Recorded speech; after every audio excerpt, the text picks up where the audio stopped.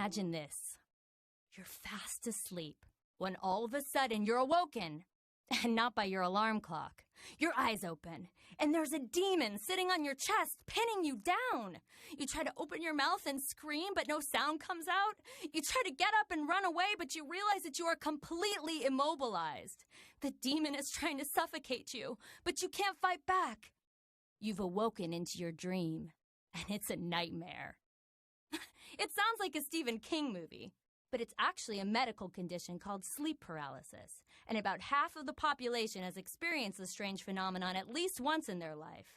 This panic-inducing episode of coming face-to-face with the creatures from your nightmares can last anywhere from seconds to minutes and may involve visual or auditory hallucinations of an evil spirit or an out-of-body feeling like you're floating.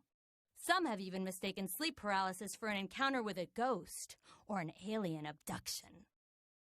In 1867, Dr. Silas Ware Mitchell was the first medical professional to study sleep paralysis.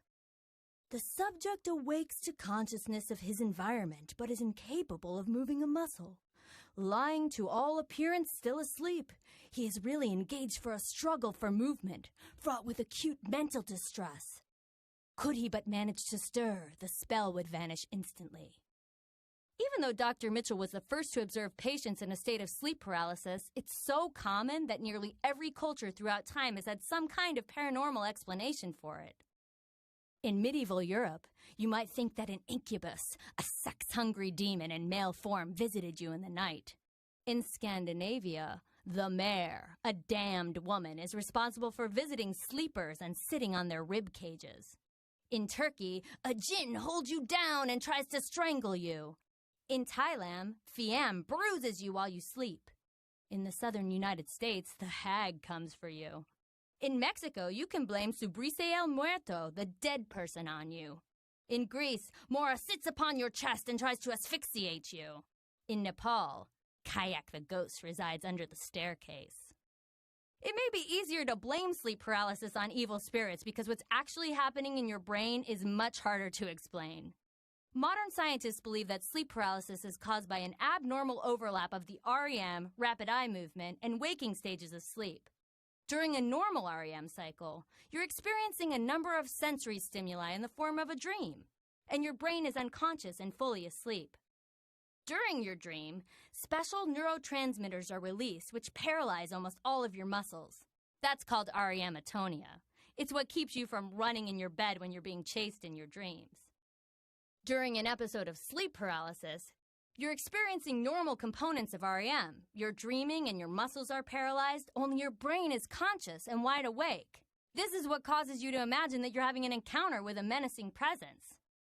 So this explains the hallucinations. But what about the feelings of panic, strangling, choking, chest pressure that so many people describe?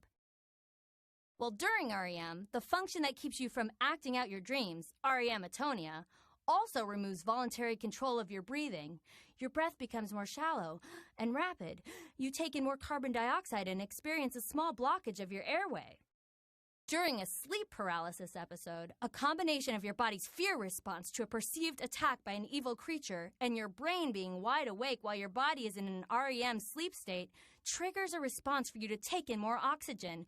That makes you gasp for air, but you can't because REM atonia has removed control of your breath. This struggle for air while your body sleeps creates a perceived sensation of pressure on the chest or suffocation.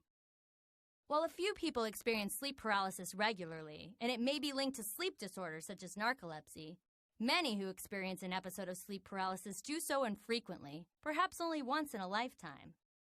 So you can rest easy knowing that an evil entity is not trying to haunt, possess, strangle, or suffocate you. Save that for the horror films.